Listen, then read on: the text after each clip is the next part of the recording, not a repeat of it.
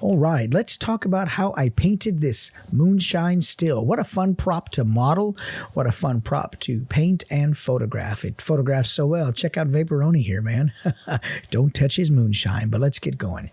Starts with an idea, a model, a print, and that brings us to this point right here where the print is done and we're taking it off the build plate.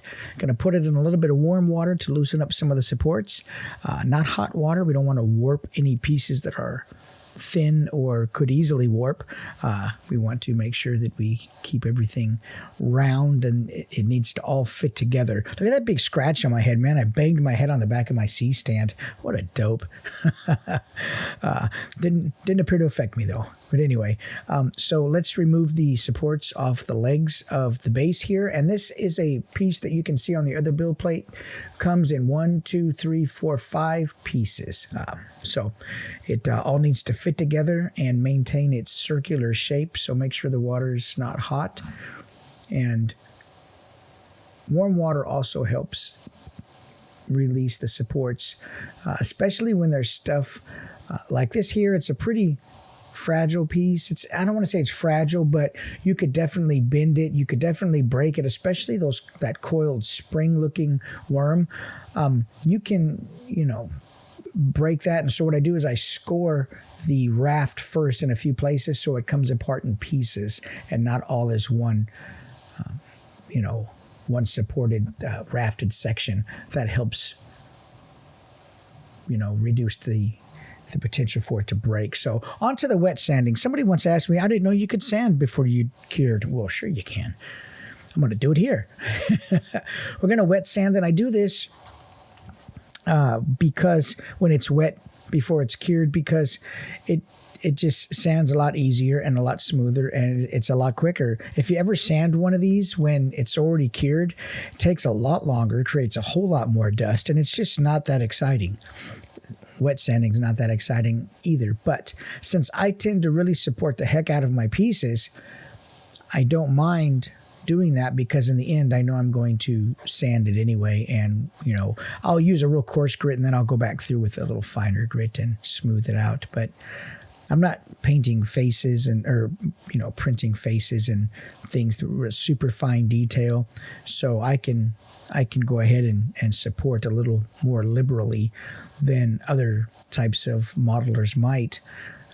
And where I put my supports makes a big difference also. I put them on the very bottom of stuff. I don't mind if I increase the print time because it's going to make a better print. It's going to make a better finished painted piece. And so it's okay to sand before you cure the print. I won't say that that's the case for every model because, I'm just not going to say that. But it is the case for my models and most of all that I model and print. I'll wet sand it before I cure it. I have sand twigs. I have, super fine grit, and I have a coarser grit. And it just makes a whole lot less dust. If sanding this stuff when it's already cured, even if you do it outside with a palm sander or a hand sander, it's just a lot of dust. And I can go without the dust. Here I use the spatula to sort of scrape away any residual bits of, it's kind of an awkward piece to get my hand down inside, and I don't want to warp or bow any of those legs. So I'll use the spatula just to kind of scrape everything flush and make sure there's no remaining bits and pieces in there that I can't really get to. And then I'll just bend up a little piece of grit, coarse grit paper here and get in there and wiggle, wiggle, wiggle. Look at that. What if I could sand that fast? Would that be cool? My name would be Ryobi. No, it wouldn't. That doesn't even sound good. But at any rate, so yeah, just back to this. Go ahead and sand this stuff down and get it going. And once it's sanded and dried, you can see here, wow, everything's already painted. But all I did, and I didn't want to share this part of it because it just wasn't necessary, I went in with my base colors and airbrushed everything. I airbrushed the tank. I primered everything first with a Vallejo gray. And after that, I base coated the legs the stand black, the tank brown, and I base coated the top in Vallejo Model Air copper. So,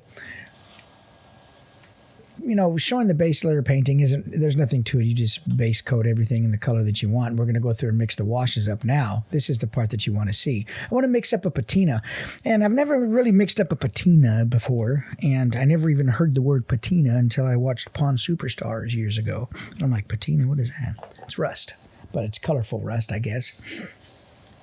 And you see it on copper for sure. I have copper pipes outside my house going to my garage, and there's patina on those. Doesn't make it valuable though. But anyway, so we want to mix this patina up, and it's blue and green, and sometimes it's more green, sometimes it's more teal. There's so many different shades within the green and blue and teal spectrum that you can kind of do what you want with it in the application. You can kind of put it on whatever pattern you want. But I'm forgetting an important step right here, and I'm going to show you in a minute. I first have to take these bright, shiny new copper pieces and dull them down. And that's going to be done with Appel Barrel paints also, just like the patina here. I'm just mixing up a green and a blue into some little medicine cups or mouthwash cups that I buy. And it just helps me not find coffee cups around the house to mix paint in, so that makes my wife a little happier. But anyway, I still mix them in the paint in the coffee cups too, so no big deal. But anyway, let's get these dulled down, and I'm trying to figure out, okay, this is my next step. So we'll put the white paint into the cup. Now, white paint does not take much at all to really show an effect, and so you really want to add a lot of water to this, depending on what you're after with white paint. But I need to add a lot of water to this because I've got a bright shiny copper piece here, and I just want to dull it down, and white is the best way. A little whitewash is the best way to do it. The interesting thing too here, when I put it on the lids, I want it to pool up a little bit. I want it to sit on there and dry a little bit. I want to get those hard edge stains that are left behind as the water evaporates. Now, I can't say, because I've never been to a real moonshine still, so I'm not speaking from experience here. I don't know that they have these like water stains and stuff on them. I know that they have the patina and stuff. I don't know if they have like white calcium, like water stains and things like that, but I know that they photograph well, so I'm going to put them on here. And so I'm spraying with the water bottle there. After I put it on, I'll spray a little water on top, and that breaks it up, dilutes it down a little bit more, and causes some patterns in there to create some random patterns. And so anyway, once this is dry, and I have the heat gun there, and I'll just dry it out of frame because I don't want to wait all day for it to dry, then I'll go ahead and start putting on the patina mix that I made here. And I don't want it everywhere. I mean, you can put it everywhere. If you look at pictures of patina on the internet, sometimes it's all over something, sometimes it's not. Sometimes it's in parts and bits and pieces of the moonshine still, at least for the reference images that I looked up. So we'll put it on, we'll let it sit there. This here, I'm not really interested in drying it with the heat gun. I'm not putting on enough for it to run all over the place. I'm putting it on fairly thick in some nook and cranny places. It's going to kind of hold it and not let it run all down the place. We'll get to adding it later to the other parts of the top there, but for now I just want it inside the where the bolts are and the bands and stuff like that, and I just use a small brush for that. Same thing on here on the when I looked at the reference images on Google, and moonshine still and stuff like that, a lot of the patina and the discoloration would happen around some of the joints where the copper was, soldered to another piece, the copper joints. You'd get patina right in there. And so I kind of wanted to mimic that a little bit. It was really fun to look at all the different reference images. I had a pretty good time. I'm like, you know what? This looks so easy, but you can make it look bad pretty easy too. So I didn't want to do that. So here we're just taking our time. We're adding it sparingly. And I'm going to just stipple it on with the end of the paintbrush, spread it with a little water in a spray bottle, and the main thing here is I'm not really painting it on. You can see I'm just really dabbing it on and creating a real stipple texture and then breaking it up with more water. And then we're going to hit this with the heat gun. Now, I put my hand there because if it's too hot for my hand, it's too hot for the resin pieces. Actually, it could probably be, it could probably be still too cool for my hand and be too hot for the resin pieces, but it's a good sort of barrier for me to tell if I'm going to melt my pieces or not because they will melt pretty quick and then you'll be in bad shape. So anyway, that's what I put my hand in the front there for. I want to make sure I'm not warping any of those pieces. Pretty happy with these. These are looking really cool. This was really a fun process for me to sit and create what nature already just does. The elements of time and heat and moisture and all the things that take place naturally that we just don't even see with our eyes until, the final results are there. So, but at any rate, but yeah, patina. Try it out sometime, man. Mix up some paints, try it out. Put it on some copper pieces when you're making your moonshine still like I am, which brings up the point that you can buy this file on my website, insightfulimagery.com.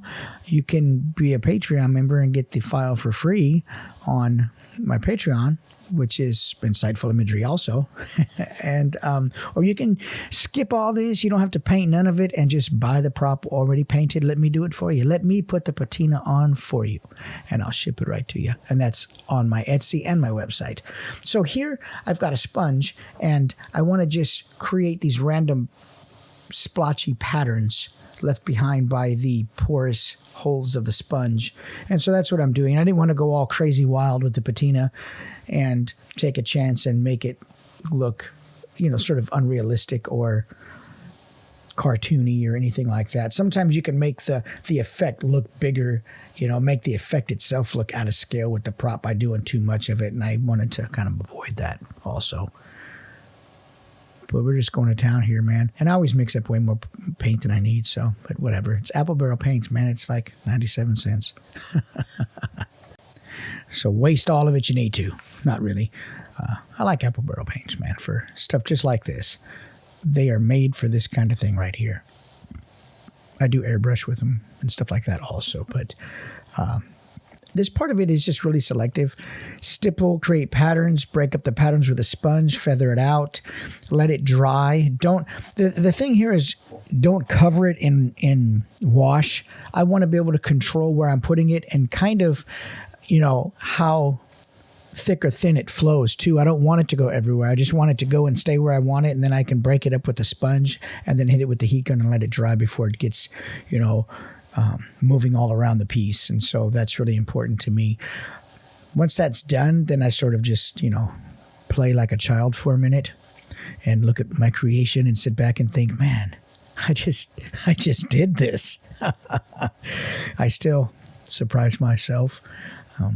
Though the things that I model are fairly simple, I never would have thought I'd be making these things, a couple of years ago. And here I am, making moonshine stills, man. Anyway, I've got these little jugs down here. I did change up the design a little bit. You can see those copper pieces there that are laying flat on the red towel.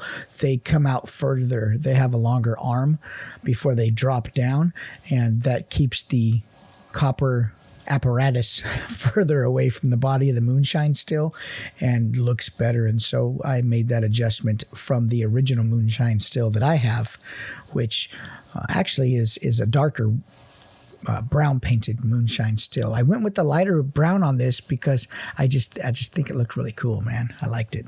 And so anyway, wiggle that thing out of there, and let's move on to the next part where we start to do some washes on the tank. Or not. We're going to do some more patina. Why not? I've got a whole bottle of blue right there. Actually, this Laguna blue from Appel Barrel is really a cool blue. And when I saw it on my shelf, I'm like, man, this would make a really good patina, because I looked at some of the images on Google, like I said, and there was some patina that was really super vibrant blue. And I'm like, man, I can do that. So creating all these layers of the dull white, and then the dull green, the more vibrant green, the green blue mix, and then just the watered down Laguna blue on top really creates a lot of depth in the final result, because these are all going to dry fairly dull and fairly, translucent, I guess you would say, and watch this. It just looks really cool. I mean, all the different layers takes more time, but you're going to get a really stacked effect of color and patterning that really looks good. And so, at least I think it looks pretty good. And so now that that's out of the way, it's all dry, we're going to move on to the next part where we actually start doing the tank. Now, one thing I want to say about weathering the tanks here too, I think I go and put a little bit more green on, because why not? Impulsive, last minute. It's like the candy bar, the candy bar and the gum right there by the cash register. What the heck? We'll throw some more. We'll throw a candy bar in the cart, right? What the heck? We'll throw some more paint on. That's what I do. But a tip I want to give you on when we go to model, or when we go to add washes to these tanks, normally my process is, this is all acrylic paint. I'm going to Mod Podge seal it first with an aerosol Mod Podge before I go to add more water and alcohols and stuff on top of these base coats of acrylic. Here I'm not going to. If I put the aerosol Mod Podge on there, it's going to cause the washes to bead up. And I don't want that. I need the paint. I need that brown, unprotected paint to suck this dang wash right up and create the sort of drips and the seepage sort of stains that I'm after. And the trick about this, though, is since these are acrylic-based paints and there's nothing protecting them from the new water that I'm going to put on top of them, you really need to get it on there in a controlled way, let it run down where you want it to, and hit it with the heat gun. Don't keep rubbing it, don't keep working it with the brush, because you're going to start rehydrating some of those layers below it and start ruining those base coats of brown paint that I have on here. So you don't want to slather this thing with a bunch of water. You just really want to put this darker brown here that I have in select spots, not too watery, kind of keep it all under control. Look at that, how it's sort of dripping down and creating those nice little rat tails and going into all the textured bits of the wood grain that I have in the model. That's exactly what I want. And I'll show you a trick here too. I can't do it while I'm holding it, because I'm going to spray this with water to help further spread some of that out. If I think it's a little bit too thick, I'm going to spray it with water, and then I'm just going to set it down, because if I continue to hold it, the motion from my hands and the gloves will start to rub the paint away pretty quickly. So when I'm good with that, I'll set it down. I'll spray it with water. I'll set it down. I'll let that dry while I work on the other two tanks. And that's really a cool little trick, letting the water that you spray on there sort of bring everything together. Whereas I would normally feather it and break the patterns and stuff up with a sponge. I don't really want to be working that paint too much, because there's no sealant over the top of it. And it's just the same thing on to the next one. We're going to do the same process just on number 3 or number 2. Yeah, this is tank number 2, not number 3. So we'll go in with a little bit darker browns, and I'll repeat this wash process, and I'll repeat the technique with darker browns and blacks, just to add depth and different sort of ages of discoloration to it, is kind of my thinking. I don't know that this is how a real moonshine barrel would be. The stills tend to be copper, and the copper like goes into a wooden barrel. But this is toy photography, and it's like prop making, and you can kind of make this stuff how you want, and I love the wooden barrel look. I think it looks so cool with the copper on top. I do what I think looks good, and to me this looks good. So we just add different color washes to this. You don't always have to do black. You know, I've got whites, I've got browns, I've got darker browns. You know, I'll spray that water on there. I'll hit it with the heat gun and let it dry up pretty quick. I don't want it to really run all over the place. And once again, I do the whitewash on here too.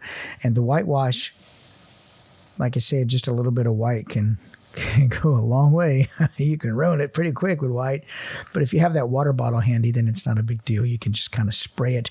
And once you spray it with the water bottle, if this is, like I say, unprotected from any type of sealant, don't touch it. Hit it with the heat gun, let it dry before you touch it, because you will rub your paint off. This is all water-based, and it was initially airbrushed on also pretty, you know, an airbrush is nice in the sense that when you're airbrushing acrylic paints, it goes on really nice, no brush strokes, nice and even. You use such a little bit of paint. The downside is the finish isn't very thick until you go ahead and seal it with a, you know, some sort of either aerosol or brush on sealant. And so you got to be really careful with it, especially like my hands. I drive truck, I haul gas, and my hands are kind of rough. And if I'm not wearing gloves, you know, I've got calluses or parts of my hands that are rougher than others. I'll just ruin a paint job. So I got to kind of find techniques that help me avoid that, and either wearing gloves, or once I spray it with water, just leave it set. So look at that nice green patina on top. That looks really cool, man. Now we're going to go through with, I'm going to paint the bands on these barrels. And it's not fun. It's not one of the fun parts of this, but they got to be painted. And there's no fast way to do it, man. There's really not. So just buckle up and dip the brush and just work your way around the barrels. You could say, oh, well, you know, you could put a mask, some masking tape, or you can put, whose foot is that over there in the right side of my frame there? Huh. It's not my foot. My wife's probably talking to me right there. It can't be my foot. That would be creepy. Anyway, yeah, paint the barrel. You know, you could say, let's go in and put some low-tack masking tape on there. Let's go in and put some, you know, liquid mask or something on there. All that stuff is going to take you way more time. And actually, the low-tack masking tape at this point, without having protected that finish, will probably pull that acrylic paint off of there. So we just going to eyeball this, baby. We're just going to work our way around the bands, all three of them, on all three tanks. And it comes out really nice, man. I mean, sometimes I know we look for ways to take shortcuts or to grab the broad brush and create the nice effect. But sometimes it really is a matter of just having to buckle up and get the small brush, take your time, and get through that part of the process, because there's no way around it. And that's what the case here on these little bands. You have to paint them at the end, and, you know, and that's just all there is to it, man. Enjoy the process. All right? So let's speed this up to 500% and keep it moving. That way I don't bore everybody with my idle chit-chat and barrel painting. Some parts of the process aren't as exciting as others, but they, you know, you need to just get through them equally as diligently as the rest. And since I sell this stuff, I want people to be happy with what they're paying pretty good money for. And I want to give them what I think is a realistic trade in effort and time for their money that they've decided to support my shop with. And so I appreciate that, and I want to give them something that's good. Look at all this. I think this turned out really nice. All that nice staining and all those different layers of color and discoloration on there over the top of that copper really helped. And I should say that I airbrushed a black primer under the copper to keep the copper dark. so that when I went ahead and did the washes and everything over it, I maintained sort of a darker looking copper. And I think it turned out really well. I'm really happy with the way these turned out. I'll go inside and I'll just do a black Mod Podge on the inside of these barrels just to cover up the new gray resin that's in there. But at the end of everything, really important tip here, when you go to spray this stuff, well, spray it outside, which I'm not doing. I'm spraying it inside, but that's not the tip I was going to tell you, though that is important. If you want to quickly erase every bit of effort you put in on the washes, spray too heavy and too close. And I guarantee you, all that pretty wash that we just put on there on the top of that copper will instantly vanish. The trick here is from a distance, look at the spray, very light. A very light dusting from a distance. Get your first layer built up on there, so that it seals the wash and all those colors in there.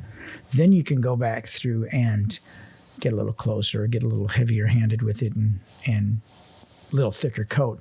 But you will erase all that effort if you spray too heavy and too close.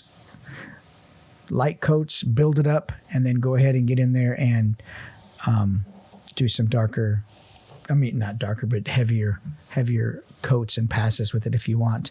And it's important here because I have to do the tanks. Remember, we didn't do the tanks. And so this is the point at which, like, I'm done with everything. And so these tanks need to be sealed.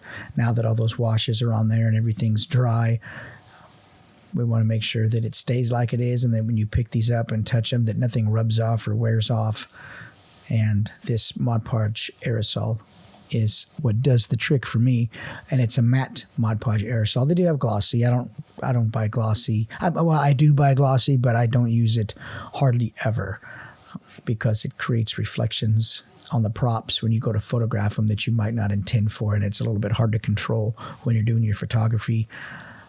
And you might have to, just creates more work in post. So at any rate, we've got the little jugs down there with the X's on them.